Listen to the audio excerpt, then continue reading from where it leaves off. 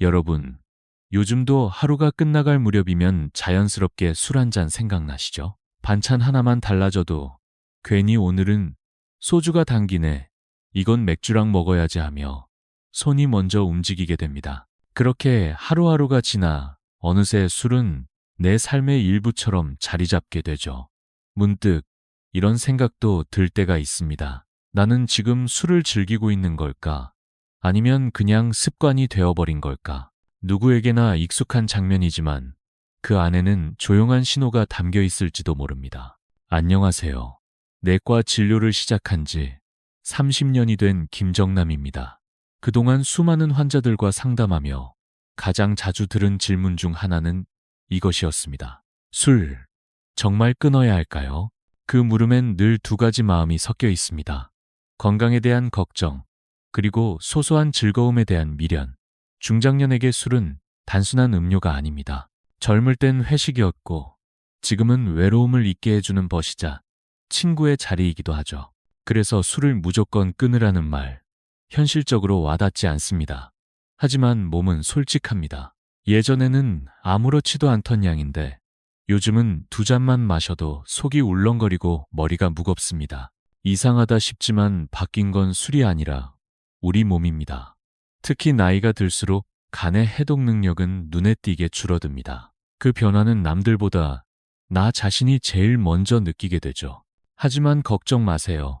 술을 즐기면서도 건강을 지킬 수 있는 방법 분명히 존재합니다. 오늘부터 제가 직접 경험하고 환자들에게 전했던 5가지 원칙을 나누려 합니다. 이건 절제가 아니라 지혜입니다. 작은 습관만 바꿔도 내일의 몸이 달라집니다.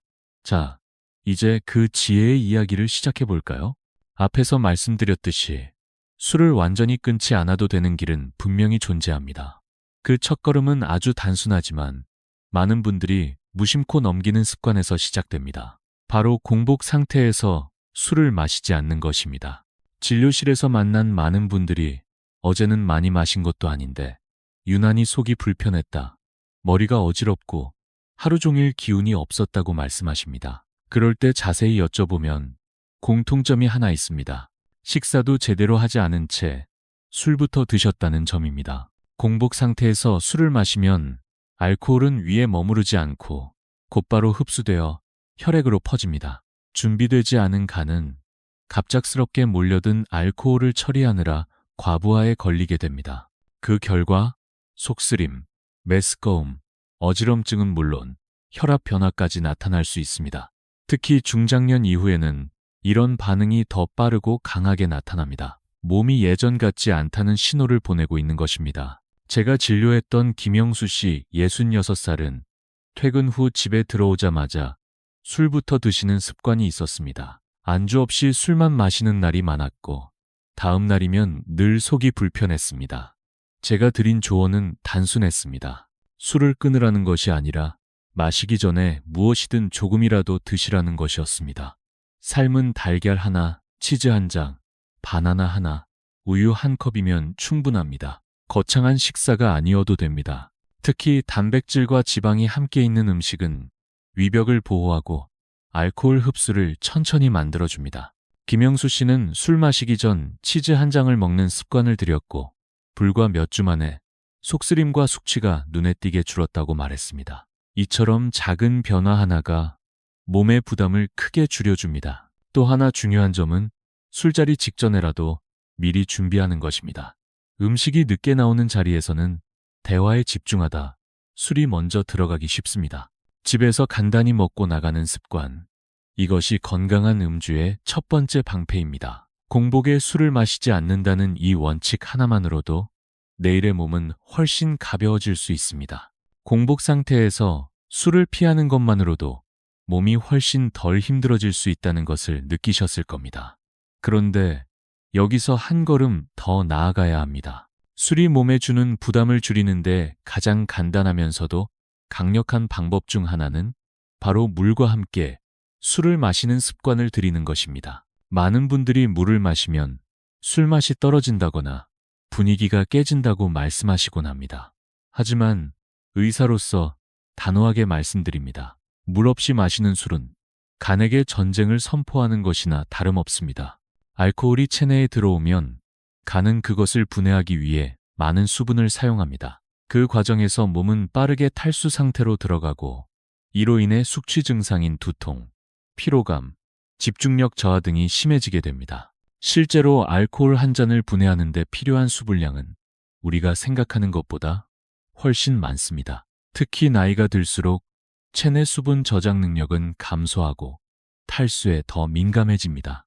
이 때문에 물과 함께 술을 마시는 것이 단순한 선택이 아니라 건강을 지키기 위한 필수 원칙이 되는 것입니다.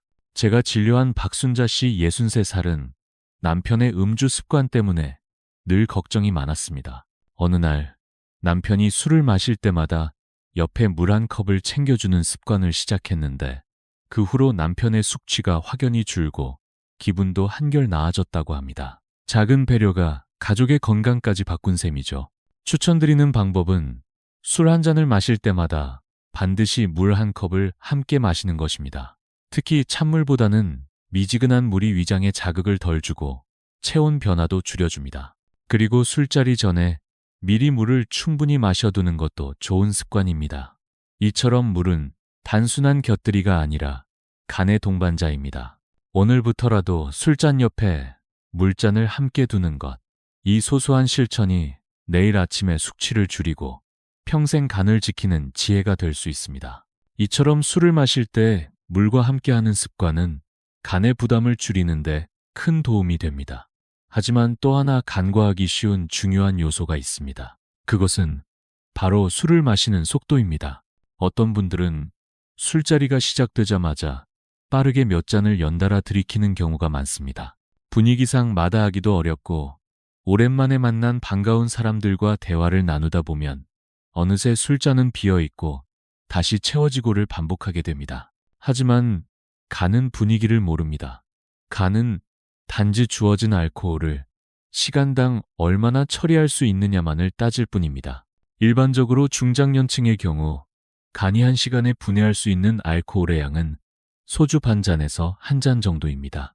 이보다 빠르게 술을 마시게 되면 분해되지 못한 알코올이 혈액에 남아 두통, 안면 홍조, 메스꺼움, 심하면 구토까지 이어질 수 있습니다. 그래서 꼭 기억해야 할 원칙이 있습니다. 술은 천천히 마셔야 한다는 것입니다. 적어도 한 잔을 마신 후에는 30분 이상의 여유를 두고 대화를 나누거나 안주를 함께 먹으며 시간을 보내는 것이 좋습니다. 술 자체보다는 술자리의 분위기를 즐기는 것이 중장년의 건강한 태도입니다. 그리고 함께 드시는 안주 선택도 매우 중요합니다. 많은 분들이 술안주는 되도록 가볍게, 자극적이지 않게 생각하시지만 적당한 지방이 포함된 음식은 오히려 위벽을 보호하고 알코올 흡수를 늦추는 데 도움이 됩니다. 저는 치즈, 땅콩, 아보카도, 연어구이 같은 음식들을 추천드립니다. 기름진 음식이라 해도 너무 자극적이지 않다면 큰 무리가 되지 않습니다. 특히 빈속에 술만 계속 마시는 것은 최악의 선택입니다. 음식을 함께 먹는 것만으로도 혈중 알코올 농도의 상승 속도를 30% 이상 늦출 수 있다는 연구 결과도 있습니다. 천천히 마시고 좋은 안주를 곁들이는 것, 이것이야말로 중장년의 지혜입니다. 오늘의 한 잔이 내일을 무겁게 만들지 않도록 속도를 조절해 보세요. 술을 천천히 마시고 위를 보호해주는 안주와 함께하는 것만으로도 몸은 훨씬 편안해집니다. 하지만 우리가 실천해야 할 지혜는 여기서 멈추지 않습니다. 이제는 술을 얼마나 마실 것인지 미리 정해두는 습관, 이것이 다음 단계의 핵심입니다. 많은 분들이 이렇게 말씀하십니다. 오늘은 딱 소주 한 병만, 맥주 2잔까지만. 하지만 술자리가 시작되면 그 말은 점점 흐려지고 맙니다. 사람들과의 대화가 무르익고 권하는 술이 오가면서 어느새 정했던 양은 기억에서 사라지고 술은 끝도 없이 이어지게 되죠. 이런 상황에서 우리를 지켜줄 수 있는 건 자제력보다 사전 설정입니다. 술을 마시기 전 오늘은 얼마나 마시겠다는 명확한 기준을 마음속이 아니라 눈앞에 보이도록 설정해 두는 것입니다. 예를 들어 소주 한 병만 마시기로 했다면 그 병 하나만 테이블에 올려놓고 추가로 더 꺼내지 않는 것입니다. 또 하나 중요한 실천은 술잔을 비우지 않는 것입니다. 빈잔은 주변 사람들에게 따라주세요라는 무언의 신호로 작용합니다. 반면에 잔에 조금이라도 남아있으면 아직 마시는 중이라는 분위기가 형성되어 불필요한 권유를 줄일 수 있습니다. 제가 알고 있는 이정호 씨 70살은 이 습관을 꾸준히 실천하며 술자리를 즐기면서도 예전보다 절반 이상 덜 마시게 되었다고 합니다. 본인의 기준을 지키는 데 큰 도움이 되었다고 하셨습니다.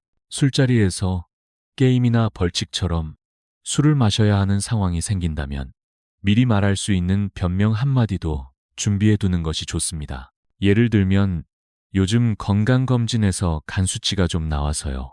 혹은 약을 먹고 있어서 오늘은 좀 자제해야 해요. 같은 말입니다. 이건 핑계가 아니라 나 자신을 지키는 현명한 방법입니다. 술은 사람과 함께 나누는 기쁨이지만 주량을 정하고 지키는 습관은 스스로를 아끼는 선택입니다. 오늘의 기준이 내일의 건강을 만들어줍니다. 이처럼 술을 마시기 전 주량을 정하고 잔을 비우지 않는 습관만으로도 예상치 못한 음주를 줄일 수 있습니다. 그러나 많은 분들이 간과하는 또 하나의 중요한 지점이 있습니다. 그것은 술을 마신 후의 시간입니다. 대부분은 술을 마시는 순간까지는 신경을 쓰지만 마신 뒤에는 그저 눕거나 아무 생각 없이 잠들어 버립니다. 하지만 진짜 중요한 것은 바로 그 회복의 시간을 어떻게 보내느냐에 달려 있습니다. 간은 우리가 자는 동안에도 알코올을 분해하기 위해 쉬지 않고 일합니다. 그런데 수분이 부족하거나 체온이 급격히 떨어지면 그 과정이 방해를 받아 다음날 더 심한 숙취로 이어지게 됩니다. 그래서 저는 오랜 시간 동안 환자들에게 5가지 회복 루틴을 꼭 지키도록 권해왔습니다. 첫째, 잠들기 전 물 한 컵을 꼭 마시세요. 하루 종일 마신 술로 인해 탈수가 심화되기 때문에 자기 전에 수분을 보충해주면 간의 해독 활동에 큰 도움이 됩니다. 둘째, 샤워는 반드시 미지근한 물로 짧게. 술 마신 뒤 피곤하다고 바로 눕기보다는 가볍게 샤워를 하면 혈액순환을 돕고 몸도 훨씬 개운해집니다. 단, 너무 뜨거운 물은 혈압에 영향을 줄 수 있으니 피해야 합니다. 셋째, 아침에 일어나자마자 레몬을 넣은 따뜻한 물 한 컵. 레몬의 비타민C는 간 해독을 도와주고 수분은 탈수 상태를 빠르게 회복시켜줍니다. 넷째, 바나나와 비타민. 술은 체내 칼륨과 비타민 B군을 빠르게 소모시키므로 아침 식사에 바나나 1개, 달걀, 종합 비타민을 챙기면 좋습니다. 마지막으로 다섯째는 절대 무리하지 않고 천천히 하루를 시작하는 것입니다. 과격한 운동이나 공복 상태에서의 외출은 회복을 더디게 만듭니다. 산책이나 가벼운 스트레칭 정도로 몸을 풀어주는 것만으로도 충분합니다. 술이 몸을 괴롭힌 시간만큼 회복에도 시간을 주는 것, 그것이 책임 있는 음주자의 자세입니다. 술을 마신 후 회복 루틴을 지키는 것만큼 중요한 것이 또 하나 있습니다. 바로 약을 복용 중인 분들의 음주입니다. 진료실에서 가장 자주 듣는 질문 중 하나가 약 먹고 있는데 술 마셔도 될까요? 입니다. 많은 분들이 조금쯤은 괜찮겠지 하는 마음으로 술잔을 드시지만 의사로서 단호하게 말씀드립니다. 약과 술은 함께하지 않는 것이 원칙입니다. 나이가 들수록 간의 해독 능력은 점점 떨어지고 약물 대사 속도도 느려지기 때문에 같은 양의 술이라도 몸에 미치는 영향은 훨씬 커집니다. 특히 혈압약, 당뇨약, 수면제, 신경안정제, 심지어 감기약까지도 술과 함께 복용할 경우 예상치 못한 부작용이 나타날 수 있습니다. 혈압이 갑자기 떨어져 어지럼증이나 실신 위험이 높아지고 저혈당 증세나 의식 저하, 심한 경우에는 호흡 억제까지도 생길 수 있습니다. 제가 진료한 환자 중 한 분인 최미영 씨는 평소 혈압약을 복용하면서도 가볍게 한두 잔 정도는 괜찮다고 생각해 술을 마시곤 했습니다. 어느 날 술자리 이후 아침에 일어나지 못해 가족들이 놀라 병원에 오셨고 검사 결과는 심한 저혈압 상태였습니다. 다행히 회복은 하셨지만 이후로는 술을 완전히 멀리하게 되셨습니다. 이처럼 약과 술의 병용은 단순한 부작용이 아닌 생명을 위협할 수 있는 위험 요소가 될 수 있습니다. 따라서 술을 마시기 전에는 반드시 복용 중인 약이 있는지 확인하고 필요하다면 주치의와 상의해야 합니다. 이건 부끄러운 일이 아니라 스스로의 건강을 지키는 가장 현명한 선택입니다. 또한 가족의 역할도 무척 중요합니다. 남편이나 아버지가 매일처럼 술을 마신다면 아내나 자녀의 부드러운 한마디가 큰 변화를 만들 수 있습니다. 아버지, 약 드시는 날은 술은 쉬시는 걸로 약속해요. 이런 따뜻한 말 한마디가 무심한 습관을 멈추게 하는 강력한 제동장치가 됩니다. 이처럼 술과 약의 관계까지 살펴보면 결국 술이 문제가 아니라 어떻게 마시느냐가 핵심이라는 것을 알 수 있습니다. 그리고 이 마시는 방식만 조금 바꿔도 우리는 술을 즐기면서도 건강을 지킬 수 있는 방법을 충분히 실천할 수 있습니다. 오늘 제가 여러분과 나눈 5가지 원칙, 이제 다시 한번 정리해 드리겠습니다. 첫째, 공복에는 절대 술을 마시지 마세요. 치즈, 달걀, 바나나처럼 간단한 음식이라도 먼저 드신 후 술을 마시는 것이 위와 간을 보호하는 첫걸음입니다. 둘째, 술과 물은 항상 함께 해야 합니다. 술 한 잔을 마신다면 물 한 컵을 꼭 곁들여 간에 해독 부담을 덜어주세요. 특히 미지근한 물이 가장 좋습니다. 셋째, 술은 천천히, 안주는 똑똑하게 드세요. 한 잔당 30분의 여유를 두고 위벽을 보호해 줄 수 있는 지방이 적당히 포함된 안주를 함께 드시는 것이 좋습니다. 넷째, 술자리 전에 주량을 정하고 지키는 습관을 들이세요. 잔을 비우지 않는 것, 마시기 전부터 기준을 세우는 것, 이 2가지만 실천해도 음주는 훨씬 조절 가능합니다. 다섯째, 술 마신 후에는 회복 루틴을 실천하세요. 잠들기 전 물 한 컵, 미지근한 샤워, 아침에 레몬물과 바나나, 그리고 무리 없는 하루의 시작까지 이 작은 실천이 다음날의 컨디션을 완전히 바꿔줍니다. 그리고 절대 잊지 말아야 할 것. 약과 술은 절대 함께하지 마세요. 건강은 한순간에 무너지지만 회복은 긴 시간이 걸립니다. 지금의 한 잔이 내일을 무겁게 만들지 않도록 오늘의 선택이 필요합니다. 이제는 절제의 시대가 아니라 지혜의 시대입니다.